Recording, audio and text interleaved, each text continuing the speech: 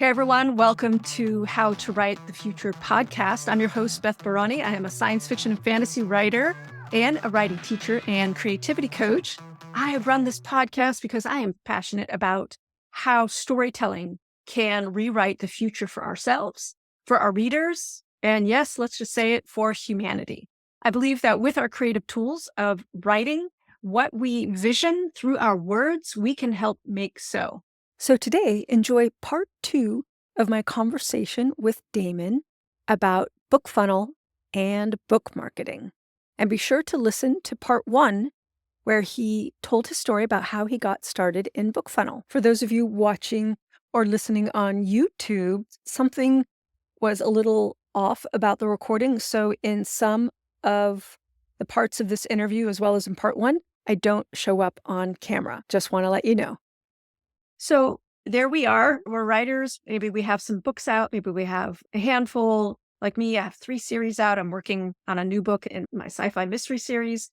And now I've got some experience under my belt. And I'm looking at the next trend, which has actually been building for a long time, which is direct sales. I've been watching direct sales for a good decade, knowing that eventually, hopefully, the tech would get better. I tried to do direct sales years ago with my fantasy trilogy.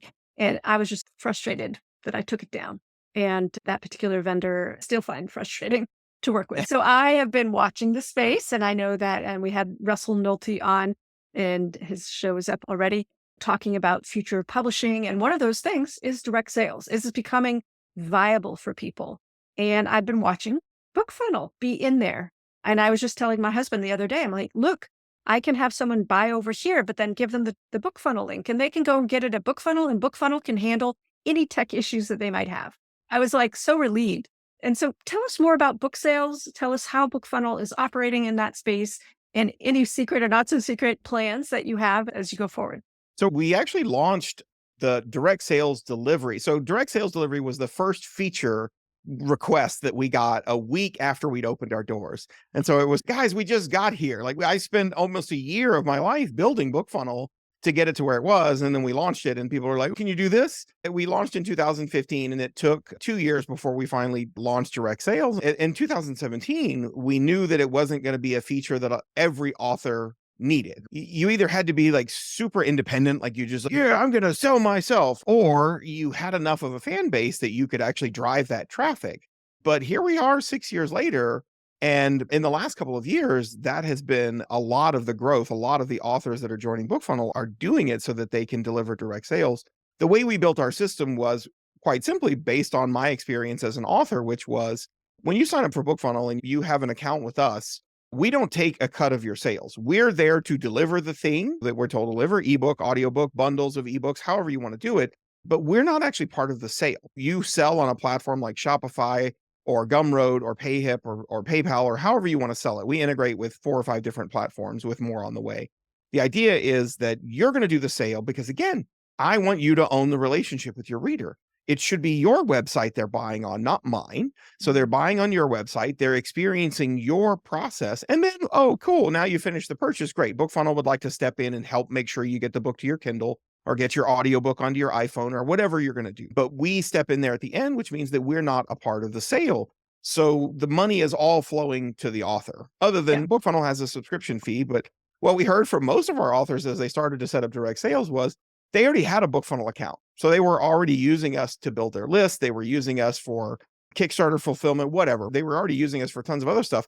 So it didn't cost anything extra to go and start building a store and delivering sales, at least not on the Bookfunnel side. And we built it like that on purpose. As an engineer, as an author, I didn't feel like that I deserved 30% of your money just for getting a book onto somebody's Kindle. I didn't feel that was a fair price. We'll completely set aside how much of a chunk Audible takes when they send out your audiobooks. When we originally built it, we were just talking about ebooks. We didn't launch audiobooks until about 3 years ago. And so now authors really you can sell direct. When we talk about selling direct, so most people imagine like setting up their own bookstore, right? DamonJCourtney.com, and you go to this big bookstore and it's, oh, that's such a hassle. I don't know how I'm going to set all that up. I don't have the bandwidth. I don't have the time for that. And that's true. And maybe you're not ready for that step. I would say, if you don't have a fairly decent backlist, if you don't have at least 5 or 6 books out there, it's probably not going to be worth your time to go through that effort and set that up. But there are ways that you can start dipping your toes into selling direct without going through that route.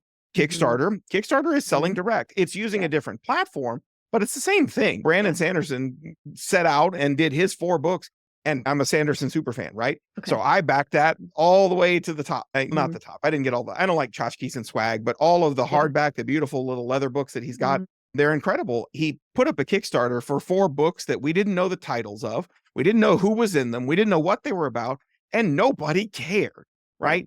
Which is the kind of fan that you really want as an author. You want that fan who's just like, I don't care what you're going to publish. I'll take it, right? Yeah. Which is when I use the term super fan, as a fan who's going to buy whatever you write and publish for the rest of your life because they love you that much.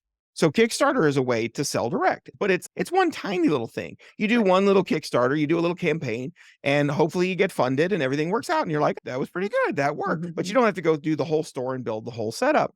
We have a lot of authors that just start by dipping their toes in and just setting up a bundle, right? So again, we're talking about if you have something of a backlist, if you've got 1 or 2 or 3 books out, go write the next book. I wouldn't spend a lot of time on this, but once you have some out, maybe you've got an older trilogy that's been sitting around. So rather than just like, oh, I'm going to go hog wild and build my whole store, which for a lot of authors is the end game. But the short version is, I'm going to take these 3 books, I'm going to bundle them up, and you've either built a newsletter or you maybe want to run some Facebook ads or you're going to try something new. And so you say, oh, I'm going to bundle up these 3 books. We see authors doing this a lot with their older backlist. To bundle up the 3 books, email your current mailing list and say, hey, I'm having a special this weekend where I'm selling the first 3 books, the first trilogy that I ever published. And I know a lot of you probably never read it. I'm going to sell it for $5, right? And so you're not putting out a whole store. You're just sending them one link. You just send them a link in the email. They click on that. They can go through, they can purchase the trilogy. They cannot. You can do all of that without having to really get into building out an entire store of stuff. I think that most of the authors that are joining us, that's where they want to be, right? They want to have damonjcourtney.com. They want to have their domain, and you go to my domain and you can buy my books. And maybe you can also find them on Amazon and Kobo and other places. We have authors that sort of do both, where you go to their store and their store is the primary place. So when you click on a book, the first thing they're going to say is add to cart. They got a big button that's like, buying from me is what I really want you to do. But if you really prefer, you can also find my books on Amazon and Kobo and Google Play and Apple Books, and like putting all the other little icons down there. And especially with people that are just discovering you for the first time, they may not be comfortable enough to buy directly from your website. They're going to go and maybe read you on Amazon or something like that. But your super fans, they absolutely will come directly to you. So Bookfunnel answers hundreds of emails a day from readers, right? We hear from readers all the time. And what we're hearing from the readers that are buying from our authors is they love their authors. Like they love their authors more than, I don't care who publishes a book. I follow Bain and Tor because they're fantasy publishers. I'm on Tor's mailing list. But I don't actually care if Tor's the one who published it. I care when Brandon put his Kickstarter out, I'll get them directly from Brandon, right? I care about my authors. And your super fans, they're going to work the same way. The message we're getting from them is, well, I would rather the money go directly to the author. And I don't want that Jeff Bezos to get a cut, whatever. I don't really care what the messaging is. But for readers and for authors, direct selling, I think, is when we talk about really the future of publishing, I think it's the most indie thing that you can do, right? There really is nothing between you and the reader buying your book. The money is just going right into your account. Yeah, I am so with you, Damon. And I have been doing what you're doing. I'm actually putting 1 book up a week, or every time I send out a newsletter, which is about 2 to 3 times a month. And I'll throw it out there. I'm using Ko-fi.com, Kofi.com, just because it also has a donation feature, and I'm just playing around. I know there's other platforms that I could play around with, but I decided I like this one. So I'm just digging in. But I love your idea of a bundle. I think I'm going to try that on my fantasy trilogy. The first book came out in 2011. Yep. Yeah. So it's been a while. I love that you are all in and supporting the indie author through direct sales, through list building. Is there anything coming around the corner, down the pike, that people who are fans of Bookfunnel or may consider becoming users of Bookfunnel that we can be looking out for? Well, our audiobooks are technically still in beta because I haven't quite finished writing the billing software. That's really the short version of it. And so that has been really exciting for us because we talk about the future of publishing and we can talk about AI and people have their opinions on it and some good and some bad. I see it as a tool like anything else. I'm an engineer. Speaking as someone whose job may be completely disappeared and unalive AI, the more that I see it, the more that I see that there is still a lot of room for creativity. But one of those places has it been advancing really quickly is AI narration of text, right? Of fiction in particular. We're a software as a service. So as long as you the check clears, our service is there to help indie authors do whatever it is that they want to do. And all the tools that we've built over the years have really been based on that. Authors were telling us they wanted to do direct sales, and we said, okay, I think we can deliver direct sales.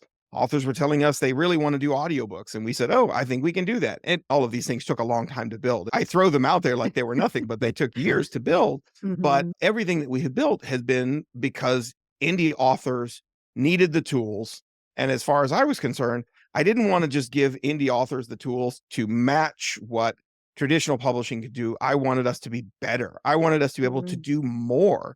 We have traditional publishers that use Bookfunnel now because they don't have the tools that we have. We actually have better tools than they do in a lot of ways. Now they get your paperback into an airport and Costco or whatever. But when it comes to digital media, they're still trying to figure some of this stuff out. We have authors on Bookfunnel that are using AI for narrating their audiobooks because they don't have the money to actually pay. Narration is pretty expensive on an 80,000 word book. You're looking at several $1,000s to get an audiobook narrated. Yeah. And the AI narration has there's an uncanny valley, right? You can hear it. You're like, oh, it's a little weird. But the thing is that what I'm seeing is a lot of people, they are already listening to ebooks on their phones, on their smart devices with voiceover or with an audio companion that's sort of text to speech, right? Those things are terrible. Like as far as trying to listen to a book, he grabbed her around the waist, like they're better than they used to be, but they were not designed to read fiction. They were designed to just read text off a screen. And so they get, read and read, they don't get a lot of the context. So for some of those authors, they're using AI audio narration tools to create essentially a better version of, hey, listen, if you were going to read my ebook with a screen reader, here's a better version of that. And they're selling them at the same price. Like the AI narrated audiobook is $4.99. It's the same price as if you bought my ebook. But for a lot of readers, what we have found over the last 3 years of delivering audio is that the audio listeners are falling into three camps. There's the camp that I'm in, which is that I don't like audio at all, and I read ebooks for everything. There is the audio first camp, which is if you have an audiobook, they will take that first, always. But they'll still read ebooks and paperbacks if necessary, but they prefer audio. And then we have the audio only camp, which is if your book is not an audio, you are invisible to them. And so the more platforms, the more formats that we can have all of our books out and available in, the better. We don't have AI audio narration, to be clear. We're not doing any of that stuff. But the more authors that are getting into building out their direct sales, this is one of those things where they're saying, hey, if you buy directly from me, I have this version of an audiobook. It's narrated by AI. I didn't get a professional narrator, but if you really have to have my book in audio, because that's just what you prefer, then you can buy it for the same $99 that I sell my ebook for. And Joanna Penn does this where she releases her ebook and then she has two versions of her audiobook. She has the AI narrated version, which you can buy for $4.99. And then there's the version where she has narrated it herself. And that is the $14.99 like full audiobook. And for the audio lovers, they're going to take the one that gives them a real performance by listening to somebody. But for people who are like, I don't have $15, or I really just wanted to enjoy the book on the drive to the office every day, I'll buy the $5 AI version. Yeah. Again, we didn't build that, but the tools that we've built are all in place to allow authors to do these kinds of, as new things come out, we already have a lot of this stuff in place to let authors experiment and try these new things. And that's why I say we're beating the pants off of traditional publishing because we're always out in front and trying new things. And then they come along after. Like Tor has their newsletter and they have a once a month freebie that they give away, right? Like a reader mag. And it's great. I've picked up several new authors and that I fell in love with because I tried that free book that Tor was offering. But it's just funny that They started doing that a few years ago after the indies had been doing it for almost close to a decade now, Yeah. right? So the tools that we have out there are really good. And I love seeing the way that authors are out there experimenting with what they can do with everything that we have today. That's so wonderful. I really love what you're doing. And I would just love to encourage everyone to check out bookfunnel.com, see if it fits your needs as an author. And I want to have you back, Damon, when you have the next new big thing. I think I initiated this conversation because I think that audio was coming. So I'm really glad to learn more about that. Now I'm encouraged to experiment with that some more. Yeah. And I think we're going to wrap it up here. So thank you. Thank you so much for coming on How to Write the Future. Thank you for having me. I had such a good time. Thanks. Thank you for listening to part 2 of my conversation with Bookfunnel creator and founder, Damon Courtney. I hope you enjoyed it, and be sure to listen to part 1 if you haven't already. Also, if you have questions about how to build your list as an author, come talk to me. I offer coaching and consulting for authors in that area as well. Of course, specializing in science fiction and fantasy. All right, that's it for this week, everyone. Write long and prosper.